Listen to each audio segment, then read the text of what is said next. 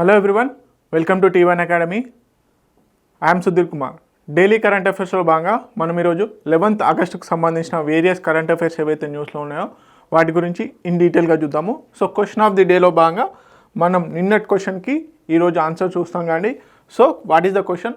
What is the main objective of the Nijut Moina initiative? So Assam government Nijut Moina అనే initiative తీసుకురావడం జరిగింది. So దానికి సంబంధించిన question.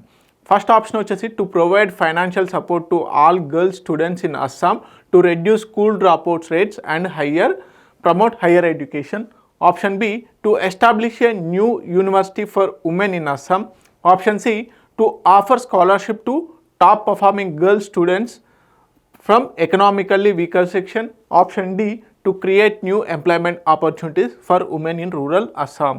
Okay, option A is the correct answer. Nijut Moina ఏదైతే ఉందో సో ఆ స్కీమ్లో భాగంగా మనకి హయ్యర్ ఎడ్యుకేషను అదేవిధంగా స్కూల్ డ్రాప్అవుట్స్ తగ్గించడం కోసం అని చెప్పేసి ఆల్ కేటగిరీ ఆఫ్ గర్ల్స్కి, ఓకే, ఆల్ కేటగిరీ ఆఫ్ గర్ల్స్కి irrespective of their income, okay, so financial స్టేటస్తో సంబంధం లేకుండా వారికి ఫైనాన్షియల్ ఎయిడ్ అనేది ఇవ్వడం జరుగుతుంది.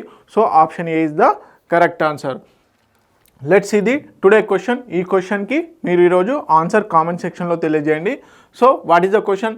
Which film by Siddharth Harikumar was shortlisted for the student academy awards 2025? Okay, ఏ ఫిలింకి గాను సిద్ధార్థ్ హరికుమార్ తీసినటువంటి ఫిలింకి మనకి స్టూడెంట్ అకాడమీ అవార్డ్స్ 2025లో షార్ట్ లిస్ట్ అవ్వడం జరిగింది అంటున్నాడు. Option A Vasu, option B Maya, option C the final project, option D met film. Okay, దీనికి సంబంధించిన ఆన్సర్ మీరు కామెంట్ సెక్షన్లో తెలియజేయండి. ఓకే, లెట్స్ ఇది టాపిక్స్. ఈరోజు టాపిక్స్ కనుక చూసుకున్నట్లయితే ఫ్రైట్ ట్రైన్ ఏదైతే ఉందో రుద్రాస్త్ర, సో దానికి సంబంధించింది న్యూస్లో ఉంది. ఈ రుద్రాస్త్ర ట్రైన్ అంటే ఏంటి, ఈ ఫ్రైట్ ట్రైన్ యొక్క స్పెషాలిటీస్ ఏందో చూద్దాము. Vande Bharat express India's longest route ఏ రూట్లో నడవబోతుంది దాని గురించి చూద్దాము. India's first animal stem cell bio bank అనేది న్యూస్లో ఉండడం జరిగింది. ఎక్కడ ఇనాగ్రేట్ చేశారు, ఎక్కడ ఎస్టాబ్లిష్ చేశారు ఈ బయో బ్యాంక్ చూద్దాము. వరల్డ్ సాంస్క్రిట్ డే 2025 న్యూస్లో ఉండడం జరిగింది. దిశ అభియాన్ న్యూస్లో ఉంది.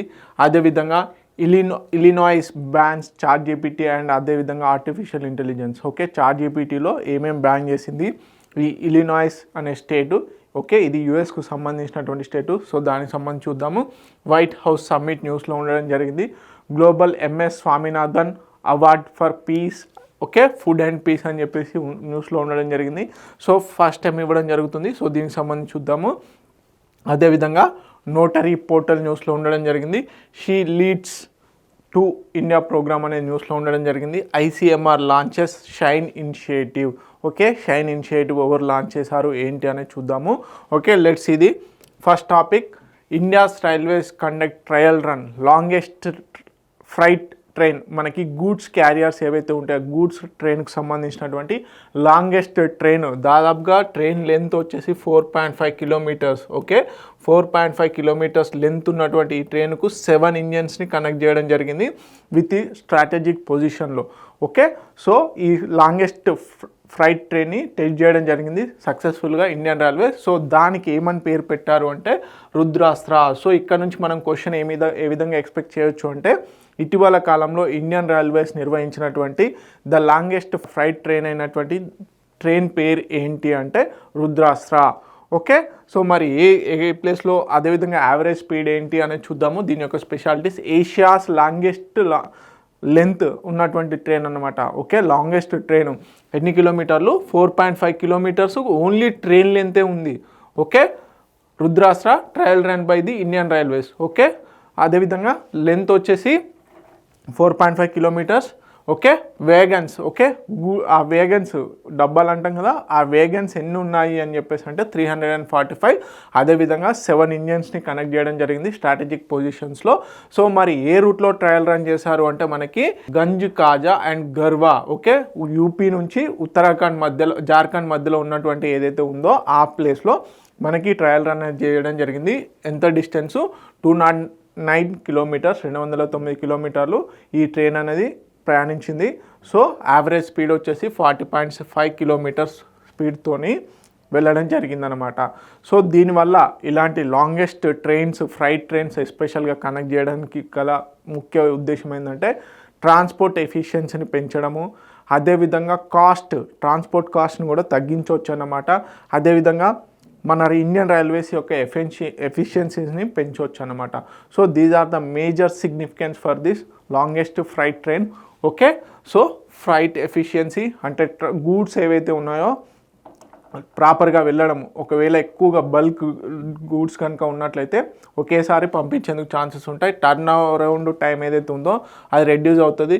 Lower fuel consumption per ton, cost efficiency కూడా కలిసి వస్తుంది అనమాట.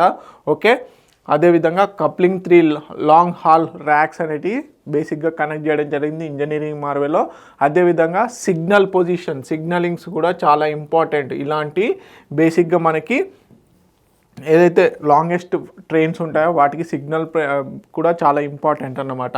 ఓకే, సో అదేవిధంగా faster, greener and more economical goods మూవ్మెంట్కి ఇది ఎంతగానో ఉపయోగపడుతుంది. ఫ్యూచర్లో కూడా ఇలాంటి ట్రైన్స్ని రన్ చేస్తామని ఇండియన్ రైల్వేస్ అనౌన్స్ చేయడం జరిగింది.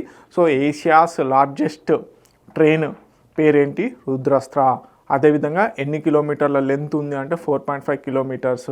అదేవిధంగా లొకేషన్ ఇంపార్టెంట్, ఎన్ని కిలోమీటర్లు ఫస్ట్ అటెంప్ట్లో రన్ చేశారనేది కూడా ఇంపార్టెంట్. ఓకే, తెలుగు మీడియం అభ్యర్థులు ఎవరైతే ఉన్నారో please note it down. Important పాయింట్స్ని ఒకసారి వీడియో పాజ్ చేసుకొని నోట్స్ చేసుకోండి. ఓకే, నెక్స్ట్ కనుక చూసుకున్నట్లయితే మనకు Vande Bharat express, India's longest route. So మనకి వందే భారత్ ట్రైన్స్ అనేటివి బేసిక్గా రన్ అవుతున్నాయి. కాకపోతే లాంగెస్ట్ డ్యూరేషన్ అండ్ లాంగెస్ట్ రూట్లో ప్రయాణిస్తున్నటువంటి ట్రైన్ని ఇప్పుడు ఇనాగ్రేట్ చేయబోతున్నారు. ఏ రోజు మనకి ఆగస్ట్ 11న ప్రధానమంత్రి నరేంద్ర మోడీ గారు ఇనాగ్రేట్ చేయబోతున్నారు త్రూ వర్చువల్ కాన్ఫరెన్స్ ద్వారా. ఓకే, సో ఈ రూట్ వచ్చేసి మనకి నాగ్పూర్ నుంచి పూణే నిర్విరామంగా 12 అవర్స్ ఈ ట్రైన్ అనేది ట్రావెల్ చేయబోతుంది. సో ఇప్పటి వరకు వందే భారత్ ట్రైన్స్ ఏవైతే ఉన్నాయో అవి ఇనాగ్రేట్ చేసిన దాంట్లో దిస్ ఈజ్ ద లాంగెస్ట్, అంటే మనకి లాంగెస్ట్ రూట్లో ఉన్నటువంటి ట్రైన్ అన్నమాట వందే భారత్ పరంగా. సో ఎందుకు డిమాండ్ బేస్డ్గా, అదేవిధంగా లగ్జరియస్ ట్రావెలింగ్ చేయడం కోసము, అదేవిధంగా స్పీడ్ ట్రావెలింగ్కి ఇది ఎంతగానో ఉపయోగపడుతుంది.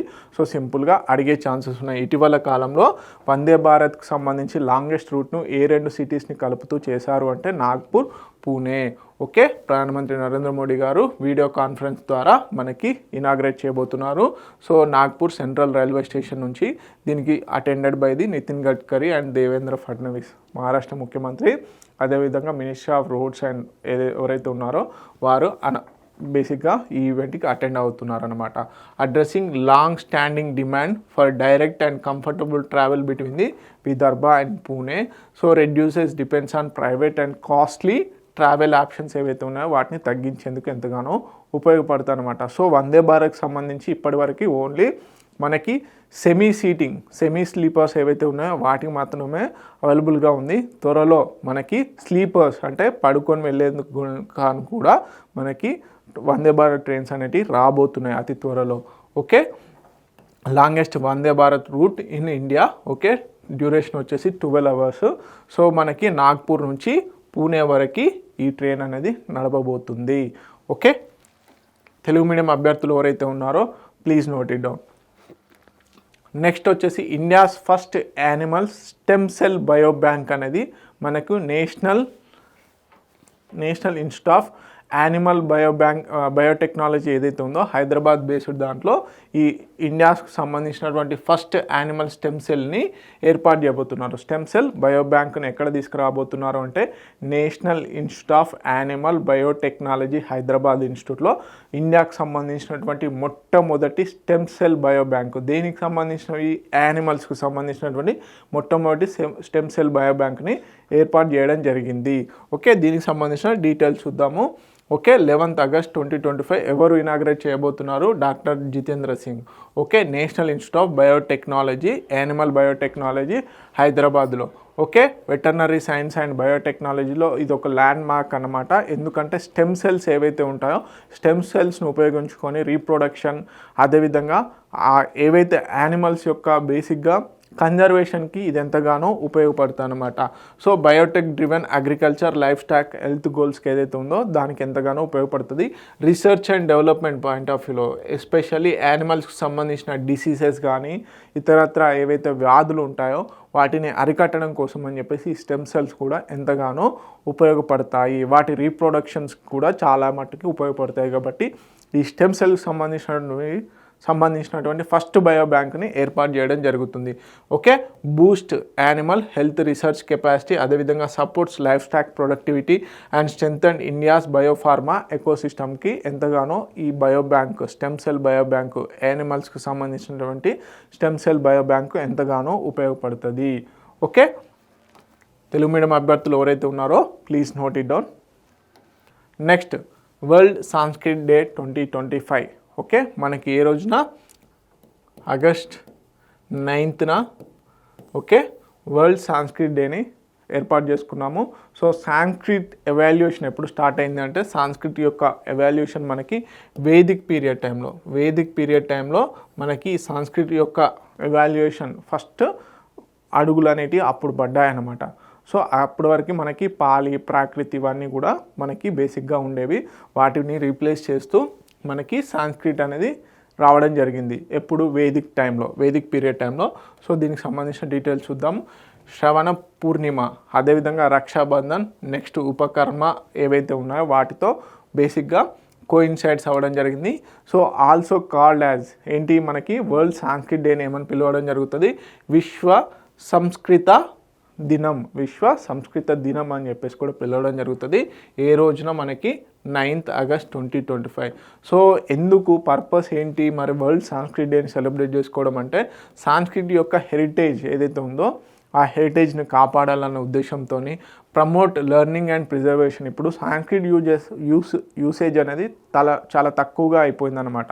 సో దాన్ని బేసిక్గా కాపాడడం కోసము, అదేవిధంగా లెర్నింగ్ని పెంచడం కోసం అంటే ఇంకా నేర్చుకోవాలన్న ఉద్దేశంతో వరల్డ్ సాంస్క్రిట్ డేని సెలబ్రేట్ చేయడం జరుగుతుంది.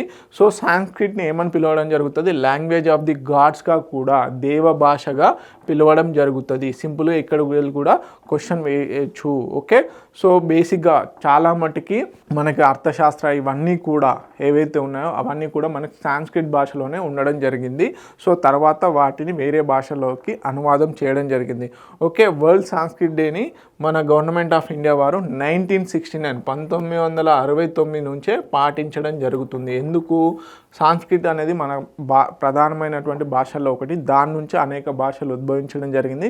ఎస్పెషల్లీ ఉత్తర భారతదేశానికి సంబంధించినటువంటి భాషలు ఏవైతే ఉన్నాయో వాటికి మూలం సాంస్క్రిట్ అనమాట. ఇప్పుడు మనకు ద్రవిడియన్ లాంగ్వేజెస్కి ఏ విధంగా అయితే తమిళ్ ఆరిజినో ఆ విధంగా సాంస్క్రిట్ కూడా అదే విధంగా ఆరిజిన్ అనమాట. ఓకే, సో ఇది అన్నమాట. సో 1969 నుంచి మనకి వరల్డ్ సాంస్క్రిట్ డేని సెలబ్రేట్ చేయడం జరుగుతుంది. ఓకే, నెక్స్ట్ వచ్చేసి తెలుగు మీడియం అభ్యర్థులు ఎవరైతే ఉన్నారో please note it down. Next, Disha Abhiyan. So బేసిక్గా మహారాష్ట్ర గవర్నమెంట్ మనకి ఎవరైతే మెంటల్లీ ఫిజికల్లీ ఛాలెంజ్డ్ ఉంటారో వారి కోసం అని చెప్పేసి స్కూల్ కరికులంని ప్రాపర్గా వాళ్ళ కోసం డిజైన్ చేయడం కోసం అని చెప్పేసి దిశ అభియాన్ని తీసుకురావడం జరిగింది. సో దీనికి సంబంధించి మహారాష్ట్ర ముఖ్యమంత్రి అయినటువంటి దేవేంద్ర ఫడ్నవీస్ గారు అనౌన్స్ కూడా చేయడం జరిగింది. ఓకే, సో దీనికి సంబంధించిన డీటెయిల్స్ చూద్దాము. ఎవరు అనౌన్స్ చేశారు దిశ అభియాన్ వచ్చేసి CM Devendra Fadnavis, Maharashtra government. First in India to implement this model. So బేసిక్గా ఏంటి, ఇంటలెక్చువల్ డిసబిలిటీస్ ఎవరైతే ఉంటారో మనకి మానసికంగా ఇబ్బంది పడుతున్నటువంటి స్టూడెంట్స్ ఎవరైతే ఉంటారో విద్యార్థులు ఎవరైతే ఉంటారో వారికంటూ ఒక స్టాండర్డ్ కరిక్యులం సిలబస్ ఉండాలి అన్న ఉద్దేశంతో ఈ సిస్టమ్ని తీసుకురావడం జరిగింది. దీంట్లో డిజిటల్ ఇంక్లూజన్ చాలా మట్టుకి కీ రోల్ చేయబోతుంది. డిజిటల్ ఇంక్లూజన్ అనేది చాలా మట్టుకి డిజిటల్ లెర్నింగ్ అనేది కీ రోల్ చేయబోతుంది. సో ఈ విధంగా తీసుకొచ్చినటువంటి మొట్టమొదటి రాష్ట్రం అంటే ఒక యూనిక్ సిలబస్ ఉండాలి అందరికీ కూడా. ఎవరైతే ఈ ఇంటలెక్చువల్ డిసబిలిటీస్తోని బాధపడుతున్నారో వారికి మానసిక రుగ్మతతోని బాధపడుతున్నటువంటి విద్యార్థులు ఎవరైతే ఉంటారో వారికంటూ ఒక యూనిక్ సిలబస్ ఉండాలని చెప్పేసి తీసుకొచ్చినటువంటి మొట్టమొదటి రాష్ట్రం మహారాష్ట్ర. ఓకే, 453 స్పెషల్ స్కూల్స్ ఏవైతే ఉన్నాయో వాటన్నిటికీ కూడా ఒకే టైప్ ఆఫ్ సిలబస్ని తీర్చిదిద్దుతున్నారు.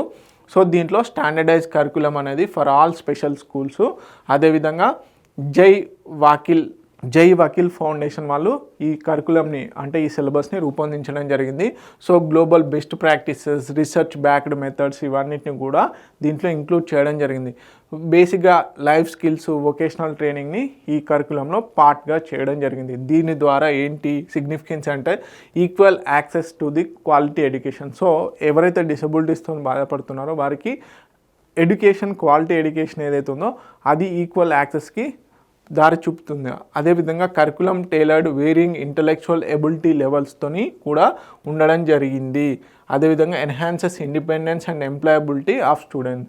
ఎవరైతే ఈ కోర్సెస్ ద్వారా నేర్చుకుంటారో వారికి సెల్ఫ్ ఎంప్లాయ్మెంట్ అనేది కూడా క్రియేట్ చేసుకునే ఛాన్సెస్ ఉండడం జరిగింది.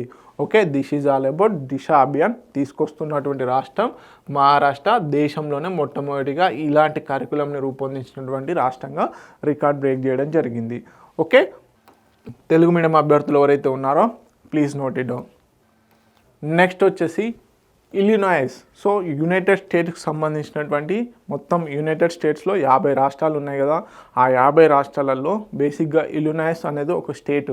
సో ఈ స్టేట్ వచ్చేసి చాట్‌జీపీటీ అదేవిధంగా ఏఐ రిలేటెడ్ ఏవైతే టూల్స్ ఉన్నాయో వాటిని బ్యాన్ చేసింది. సో చాట్‌జీపీటీ మొత్తంగా బ్యాన్ చేయకుండా దేని వరకు బ్యాన్ చేసిందంటే బేసిక్గా క్లినికల్ ట్రయల్స్ ఏవైతే ట్రీట్మెంట్ ఉంటుందో ఆ ట్రీట్మెంట్ రిలేటెడ్గా కావాల్సినటువంటి ఇన్ఫర్మేషన్ చాట్‌జీపీటీని ఉపయోగించుకొని సెల్ఫ్ ట్రీట్మెంట్స్ చేసుకోవడం జరుగుతుంది.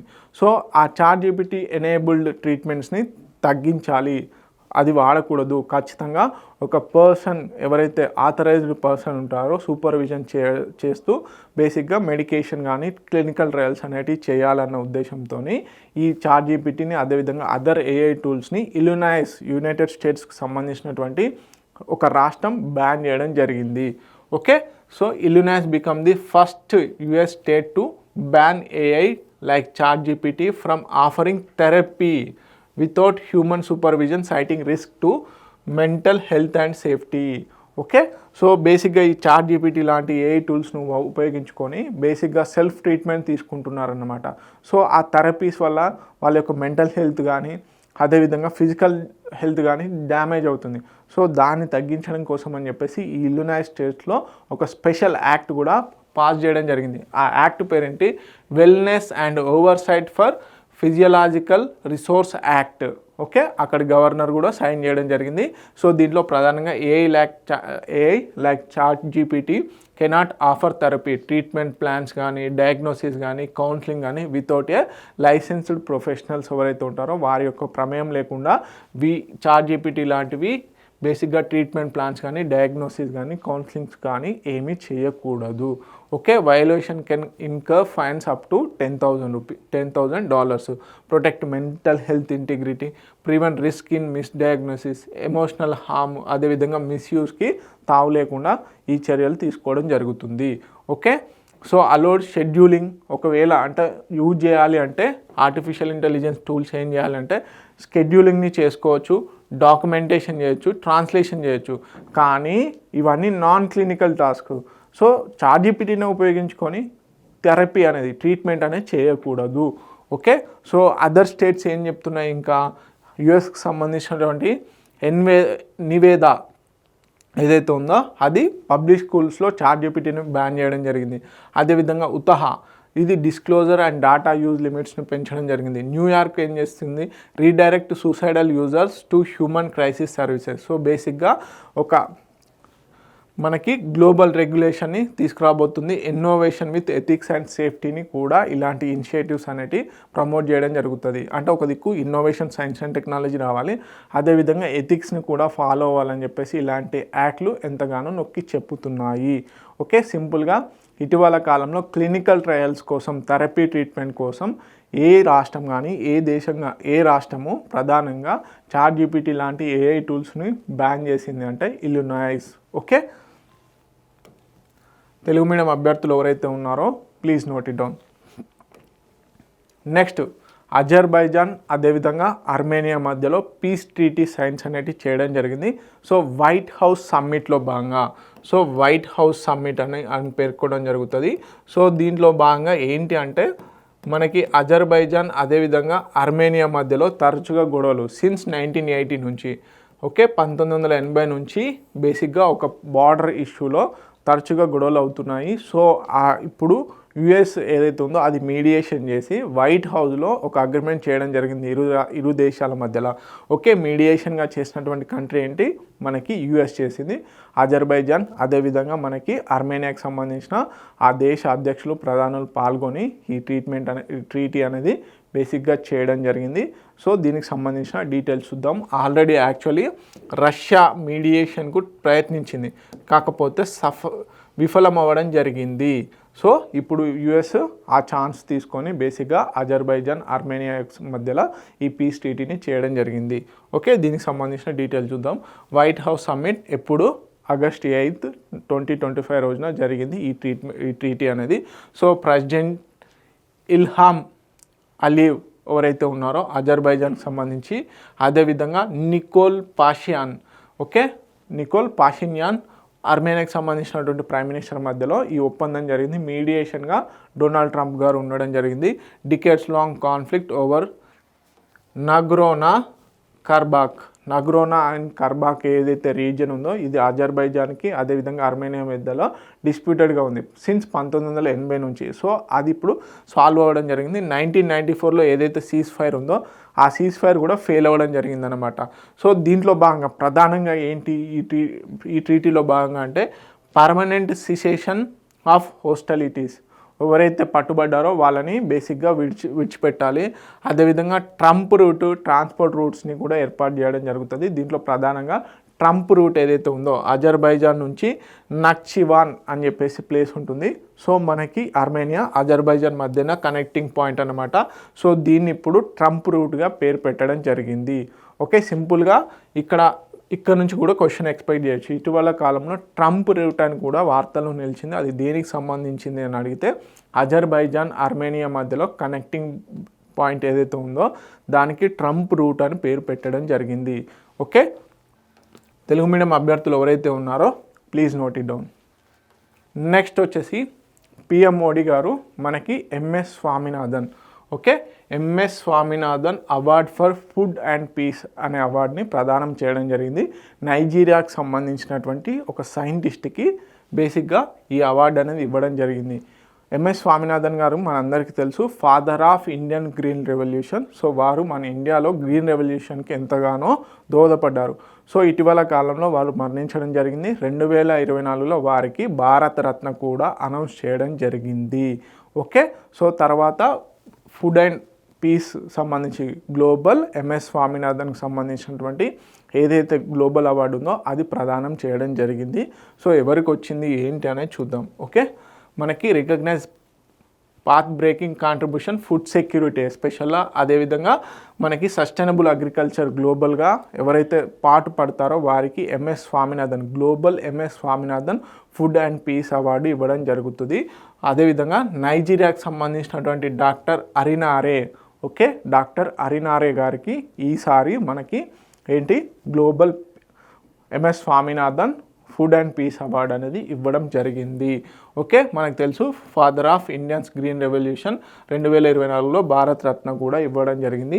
ఎవరైతే మనకి ఫుడ్ టెక్నాలజీలో గ్లోబల్ హంగర్కి పాటుపడతారో, అంటే గ్లోబల్ హంగర్ని తగ్గించడానికి కృషి చేస్తారో, సీడ్స్ టెక్నాలజీని పెంచుతారో వాళ్ళకి ఈ అవార్డు అనేది ఇవ్వడం జరుగుతుంది. Human wellbeing rooted ecological harmony, climate resilience seeds, అదేవిధంగా promote water efficient technologies, advanced sustainable ఫార్మింగ్కి ఎవరైతే పాటుపడతారో వారికి ఈ అవార్డు అనేది ఇవ్వడం జరుగుతుంది. సో బేసిక్గా agriculture, peace and global hunger ఎలిమినేషన్స్లో ఉన్న వారికి కూడా ఇవ్వడం జరుగుతుంది. ఓకే, తెలుగు మీడియం అభ్యర్థులు ఎవరైతే ఉన్నారో please note it down. So doctor అరినారే నైజీరియాకి సంబంధించినటువంటి అగ్రికల్చర్ సైంటిస్టు, వారికి ఇవ్వడం జరిగింది ఏంటి global MS Swaminathan food and peace award. Okay, next notary portal. So మనందరికీ తెలుసు బేసిక్గా నోటరీస్ ఎవరైతే చేస్తారో ఆ అప్లికెంట్స్కి, అదేవిధంగా రిజిస్ట్రేషన్ ప్రాసెస్కి, అదేవిధంగా వారి యొక్క క్వాలిఫికేషన్ వెరిఫికేషన్ కోసం అని చెప్పేసి ఒక యూనిక్ అండ్ ఇంక్లూజివ్ పోర్టల్ అనేది తీసుకురావడం జరిగింది అదే నోటరీ పోర్టల్. సో బేసిక్గా నోటరీకి ఒక టైం పీరియడ్ కూడా ఉంటుంది. సో దానికి రెన్యువల్స్ అప్లికేషన్ కానీ రిజెక్షన్స్ కానీ పూర్తిగా ఒక సెంట్రలైజ్డ్ పోర్టల్ ఉండాలన్న నిదానంతో మనకి ఈ నోటరీ పోర్టల్ అనేది తీసుకురావడం జరిగింది. సో దీనికి సంబంధించిన డీటెయిల్స్ చూద్దాము. సో తీసుకొచ్చింది ఎవరు? గవర్నమెంట్ ఆఫ్ ఇండియా వాళ్ళు. Governing laws notaries act 1952.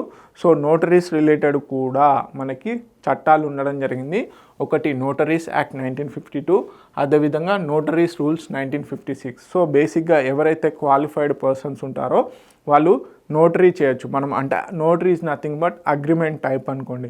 అదేవిధంగా అగ్రిమెంట్ టైపు లేకపోతే ప్రామిస్ ఇలాంటివి అన్నమాట. సో ఆ నోటరీ చేసేదానికి కూడా కొన్ని క్వాలిఫికేషన్స్ ఉండాలి. బేసిక్గా లాయర్ ఉండడము ఇలాంటివి అన్నమాట. సో వాటికి సంబంధించిన క్వాలిఫికేషన్స్, అప్లికేషన్స్, రిజిస్ట్రేషన్స్, రెన్యువల్స్ అన్నీ కూడా చూసుకోవడం కోసం అని చెప్పేసి ఒక ఇంక్లూజివ్ సెంట్రలైజ్డ్ పోర్టల్ని రూపొందించారు. అదే నోటరీ పోర్టల్. సో ఈ నోటరీ పోర్టల్లో ప్రధానంగా మనకి నోటరీస్ యాక్ట్ 1952, నోటరీస్ రూల్స్ 1956ను పాటించి ఈ నోటరీస్కి సంబంధించినటువంటి డీటెయిల్స్ చేయడం జరుగుతుంది. So mark services faceless, paperless and transparent and efficient services అనేది చేయడం జరుగుతుంది. Single digital interface for notaries and authorities. ఎవరైతే ఈ నోటరీస్కి సంబంధించినటువంటి సర్టిఫికేషన్ ఇష్యూ చేస్తారో ఆ అథారిటీస్కు, అదేవిధంగా ఎవరైతే నోటరీ కావాలనుకుంటున్నారో, ఇప్పుడు నేను ఒక నోటరీ లాగా కావాలనుకుంటున్నా, బేసిక్గా నా దగ్గరికి క్లయింట్ వచ్చి నోటరీ చేయమంటాడు. సో అలాంటి నోటరీస్కి కూడా ఇదే సింగిల్ పాయింట్ అవ్వనుంది. Okay. So online appointment applications, eligibility verification కూడా ఆన్లైన్లో జరుగుతుంది. Digital certificate of practice. So only July 2025 కల్లా ఈ పోర్టల్ ద్వారా 34,900 మెంబర్స్కి ఇవ్వడం జరిగింది. Renewals, practice area changes, annual return submissions అవన్నీ కూడా ఈ నోటరీ పోర్టల్ ఏదైతే ఉందో దాని ద్వారా డీల్ చేయడం జరుగుతుంది. సో బేసిక్గా వాట్ ఈస్ ఫంక్షన్స్ ఆఫ్ నోటరీస్ ఏంటి? బేసిక్గా డాక్యుమెంటేషన్ చేయడం, దీనికి సంబంధించి అడ్మినిస్టర్ ఓత్స్ కానీ అటెస్ట్, అథెంటికేట్ డాక్యుమెంట్స్ ఏవైతే ఉంటాయో వాటిని సర్టిఫికేషన్ చేయడమే నోటరీ టైప్ అన్నమాట. So certified deeds, power of attorney, promissory notes, mercantile documents ఏవైతే ఉంటాయో వీటన్నిటితోని నోటరీస్ డీల్ చేయడం జరుగుతుంది. సో బేసిక్గా అదర్ ప్రొవిజన్స్ ఏంటి? అపాయింట్మెంట్ వచ్చేసి సెంట్రల్ స్టేట్ గవర్నమెంట్స్ ఉంటాయి. డీటెయిల్ ఇన్ పబ్లిక్ రిజిస్టర్, అదేవిధంగా disciplinary action removal for misconduct కూడా ఈ పోర్టల్ ద్వారా చేయడం జరుగుతుంది. ఓకే. సో సింపుల్గా ఎవరైతే సిటిజన్స్ ఉంటారో వారికి కూడా పర్సన్ ఆథరైజ్డ్ నోటరీయా కాదా అని తెలుసుకోవడానికి కూడా ఈ పోర్టల్ ఎంతగానో ఉపయోగపడుతుంది. ఓకే. తెలుగు మీడియం అభ్యర్థులు ఎవరైతే ఉన్నారో please note it down. Next వచ్చేసి she leads two program. So బేసిక్గా దీన్ని యునైటెడ్ నేషన్స్ ఉమెన్ వాళ్ళు కండక్ట్ చేయడం జరుగుతుంది. సో ఎందుకు కండక్ట్ చేస్తున్నారంటే పొలిటికల్గా ఉమెన్ ఎంపవర్మెంట్ రావాలి అన్న ఉద్దేశంతో షీ లీడ్స్ టు ఇండియా ప్రోగ్రామ్ని తీసుకురావడం జరుగుతుంది. సో బేసిక్గా దీనికి సంబంధించిన డీటెయిల్స్ చూద్దాం. ఇది ఒక 2 day వర్క్షాప్, 2 రోజుల యొక్క వర్క్షాపు. సో దీంట్లో స్పీచెస్ ఇవ్వడం ఇవన్నీ కూడా నడుస్తాయన్నమాట. So United Nations women India ఏదైతే ఆర్గనైజేషన్ ఉందో వారు షీ లీడ్స్ ప్రోగ్రామ్ ఏదైతే ఉందో దాన్ని కండక్ట్ చేయడం జరుగుతుంది. So follows women reservation act 2023. మనందరికీ తెలుసు 33% రిజర్వేషన్ అనేది ఇవ్వడం జరిగింది for women Lok Sabha and state assemblies. ఇప్పుడున్నటువంటి 18th లోక్సభలో కేవలం 14% సీట్స్ మాత్రమే ఉమెన్తో ఫిల్ అయి ఉండడం జరిగింది. సో మరి ఈ షీ లీడ్స్ ప్రోగ్రామ్కి సంబంధించి ఇనిషియేటివ్స్ ఏంటి, సిగ్నిఫికెన్స్ ఏంటి అంటే, పర్పస్ ఏంటి అంటే political leadership skills for women. Okay. వాళ్ళలో పొలిటికల్ లీడర్షిప్ సంబంధించినటువంటి ఏవైతే స్కిల్స్ ఉన్నాయో వాటిని బిల్డ్ చేయాలి. అదేవిధంగా support grass root leaders, elected representatives and administrative, అదేవిధంగా సస్టైనబుల్ డెవలప్మెంట్ గోల్స్ 2030 కల్లా, అదేవిధంగా ఇండియా ఏజెంట్ 2040 ఏదైతే ఉందో వాటికి సంబంధించి converts gender equality commitments, actionable governance, బేసిక్గా అవుట్కమ్స్ని బేస్ చేసుకొని షీ లీడ్స్ ఇండియా వర్క్షాప్ని కండక్ట్ చేయబోతున్నారు. ఎన్ని డేస్ అంటే 2 days. ఓకే. 2 days చేయబోతున్నారు. మొత్తం సెలెక్టెడ్ ఫ్రమ్ 260. అదేవిధంగా అప్లికెంట్స్ వచ్చేసి 22 states నుంచి చేయడం జరుగుతుంది. సెలెక్షన్ క్రైటీరియా వచ్చేసి ఎక్స్పీరియన్స్, మోటివేషన్, ఫ్యూచర్ లీడర్షిప్ ప్లాన్స్ని బేస్ చేసుకొని ఉండడం జరుగుతుంది. Sessions with MPs, policy experts, media స్ట్రాటజీస్ని బేస్ చేసుకొని ఈ సెషన్ ఏదైతే ఈ 2 day వర్క్షాప్ ఏదైతే ఉందో షీ లీడ్స్ 2 ప్రోగ్రామ్ ఏదైతే ఉందో అది నిర్వహించడం జరుగుతుంది. ఓకే, తెలుగు మీడియం అభ్యర్థులు ఎవరైతే ఉన్నారో please note it down. Next వచ్చేసి ICMR లాంచెస్ షైన్ ఇనిషియేటివ్. మనకి Indian council of medical research ఏదైతే ఉందో అది షైన్ ఇనిషియేటివ్ని తీసుకురావడం జరిగింది. మరి ఈ షైన్ అబ్రివేషన్ ఏంటి?